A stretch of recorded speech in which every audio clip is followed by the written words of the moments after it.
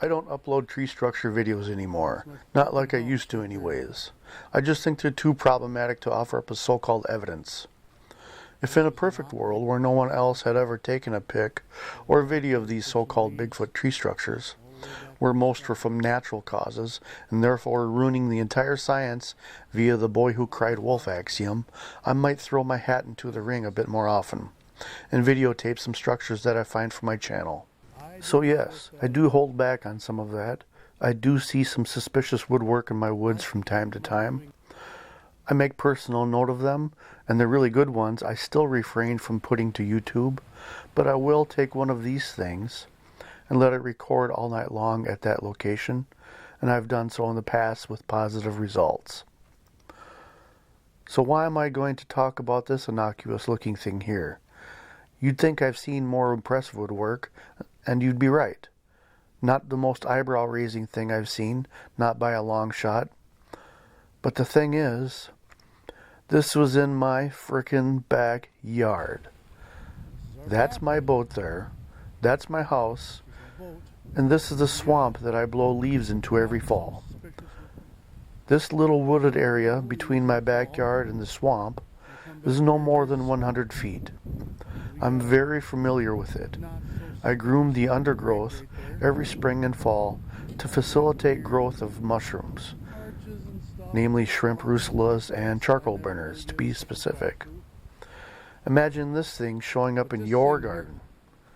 Yeah, kind of puts things into perspective, doesn't it? Even if this weren't in my backyard, say if I found this in a new area, I'd still think this to be highly suspicious. Let me explain why. In a nutshell, I call this a chronological conundrum. Chronological for time, or in this case, age. Judging by the state of decay of this rotten log that's leaning at a 45 here, I'd say it's been dead and rotting on the ground for at least 15 years. You can tell it's been on the ground rotting because it's smooth on one side and rough and rotten on the other, meaning the smooth side was facing skyward when laying on the ground from the time it fell.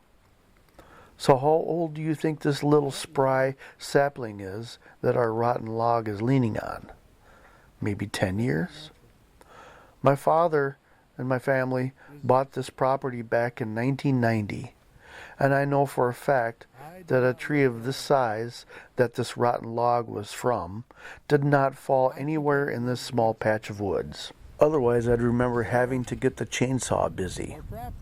Is there anyone listening who thinks this old rotten log was slowly lifted up by this sapling as it grew? If you answered yes to that, please block yourself from my channel. I've seen these chronological conundrums in the past. I call them zombie logs or Lazarus logs. Usually leaned up against larger trees than our sapling here, but their stage of decay is such that I was sure that they had been rotting on the ground as opposed to up against the tree for decades, which makes our Lazarus log and sapling structure all the more impressive. This sapling wasn't even an acorn or a maple copter when this tree fell to the ground. I think it's a maple, but I'm not going to be sure until the spring when it sprouts leaves. The main thing I want, for those that want to don a skeptic's hat to understand, is there is no wondering on my part as to if this was natural or not. Not like I would question it if I came across it in the middle of the deep woods. No, it was in my backyard, in my little garden. I think a fair warning here regarding immature middle school comments about how the mushrooms I'm eating might be affecting my mental state is in order. If I read it, you should also consider yourself blocked. Or better yet, block yourself, please.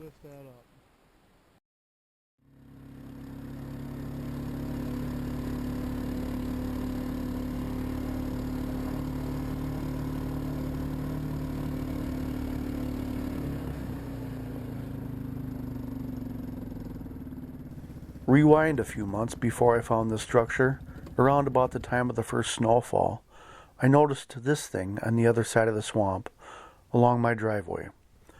Every day I drove past it, always looking at it, but never going down to inspect it. I always looked at it in a way like a statistician would look at a coin after it came up tails 10 times in a row. But never did I think of making a video about it. Not until I found this leaner did I take a better look. First and most obvious thing that I noticed about it was that it was new. I can say that because I notice these things more than most, especially when it comes right off my driveway, and I can't recall it being there this summer, at least into October. Secondly, after going down to get a better look at it, I noticed that the arch tree underneath the X was too large and too healthy to be taken down by snow load or by an ice storm, which would be difficult to do given that it was late summer, early fall when it happened. Moreover than that, I've learned to pay particular attention to the compass reading when looking at trees that are pushed over. Knowing that the least likely compass direction for destructive winds that could push a tree over of this size would be out of the northeast, at least here in northwest Wisconsin. So guess what direction we're looking at here? You guessed it, we're looking southwest, which means our arch was forced down from a northeasterly force. Highly unlikely, especially since there is a large wooded hill on the other side of the driveway, which would mandate this location to be leeward in such a hypothetical windstorm. The third observation of note, I couldn't help but notice that when you stand directly behind the arch X and look to where it's pointing, beyond it, and to the other side of the swamp, you'll find our chronological conundrum.